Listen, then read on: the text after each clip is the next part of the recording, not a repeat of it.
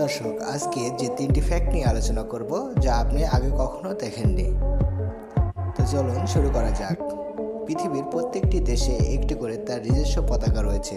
আপনি কি কখনো পৃথিবীর পতাকা দেখেছেন? তাই নাকি? আপনি কি কখনো শুনেছেন মস্তিষ্কের ওজন কত হয়?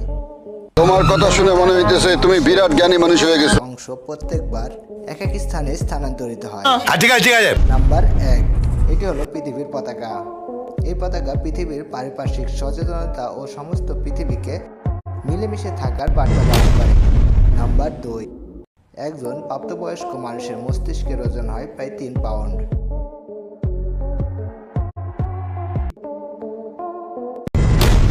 নাম্বার 3, প্রতি 7 বছরে মানুষের শরীরের বিভিন্ন অংশ প্রতিস্থাপিত হয়। অর্থাৎ 7 বছর আগে আপনি যেমন ছিলেন, 7 বছর পরে আপনি সেরকম থাকবেন না।